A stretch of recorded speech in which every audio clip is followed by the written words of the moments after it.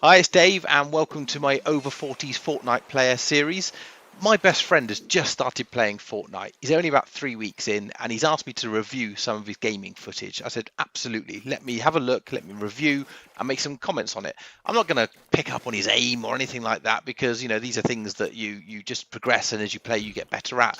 But there's always key things you can do tactically and things it doesn't know instrumentally in how the game works, the fundamental physics of the game that I can explain and help for his gameplay.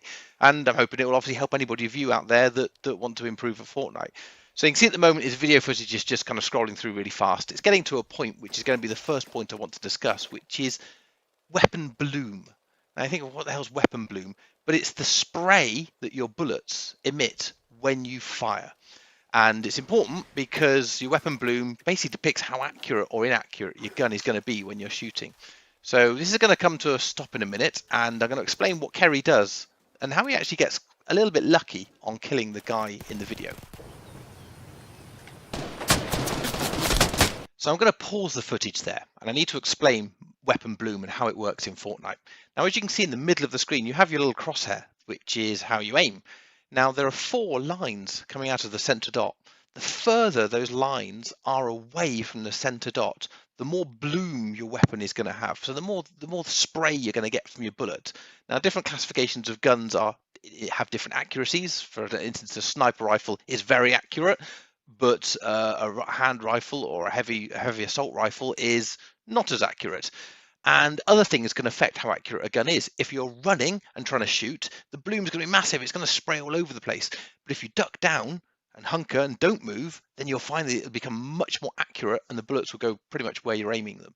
Now, you'll see in this footage, Kerry's moving around, he's falling off a barrier, and he's keeping his finger on the trigger. So the bloom, the bullets are going everywhere, and you'll see the pointer, the actual the aim in the middle is kind of pulsing, whereas the bloom is changing shape as Kerry's stopping, moving, staying still, moving again, running, and it's spraying bullets everywhere. And you'll notice when he actually kills the guy, he's not aiming at him, but one of the bullets blooms off to the right top and hits the guy in the head. So actually, it's a lucky kill. He wasn't aiming at the guy when he died. It was the bloom just happened to fire a bullet out there. But obviously, you're wanting to try and minimize that bloom, and you minimize the bloom by not moving too much, not jumping around, crouching down helps. And for those kind of mid-range rifle battles, you don't need to be jumping around. The guy's not got a shotgun. He's not going to kill you in one go. Little bits of movement and maybe making a barrier is a lot more helpful and a lot more accurate than running around trying to spray. And also keeping your finger on the trigger. The longer you keep your finger on the trigger, the bloom just, imagine holding a rifle, it's going to spray all over the place. So just little pulses with the trigger, bang, bang. And the first bullet you do is always more accurate. So if you're crouched down, not moving, and you're pulsing the gun, you're going to get much more accurate shots. Obviously, I'm not recommending you stay still for too long because people are going to aim on you and kill you perhaps before you kill them. But bloom is important to understand because running around, keeping your finger on the trigger and expecting to kill somebody at mid-range is just not going to happen. So we'll watch this footage.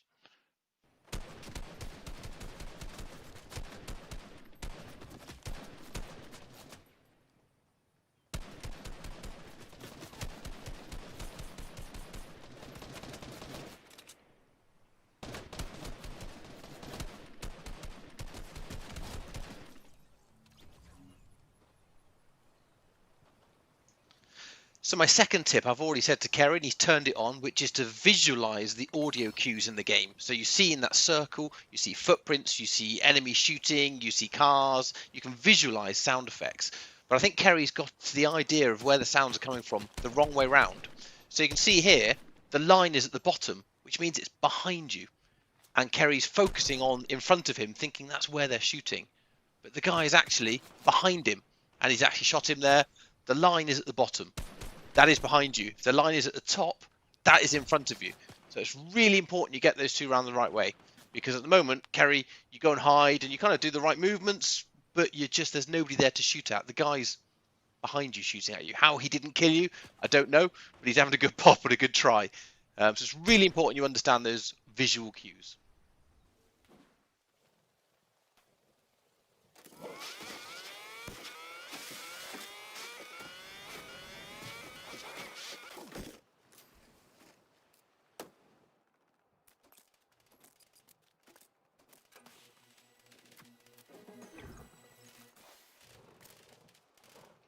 So my third and final tip for Kerry is make sure you've always got your aim where you think the enemy is going to appear. So if you're running around, make sure it's on the horizon. That's where the guys are going to appear. They're going to appear at that door. They're going to appear at that window. They're going to appear from behind that tree, that rock. They're not going to appear in the ground in front of you, which is where a lot of people look while they're running along. And if you watch Kerry here, he's looking at the floor, waiting for the guy to appear. You may as well look at the door or look at the entrance in the wall, because that's where he's going to appear from. Then with the audio visual cues that you've got, you can see his footprints. He's going to appear in the doorway. Kerry, you should have killed him. He should have walked through that door and you should have just laid fire down and you would have won that fight. But because he's come through the door and you've now got to track all the way over to him, he's got you first. You nearly got him, but he got you. And so you're dead. So that one little mistake in just where you were aiming caused you to die there. Anyway, thanks for watching. Subscribe, like, comment, all those bits and pieces. If you want me to review some of your footage, by all means, hit me up and we'll work out a way to get your video to me, and I'll review what you've done. But thanks for watching.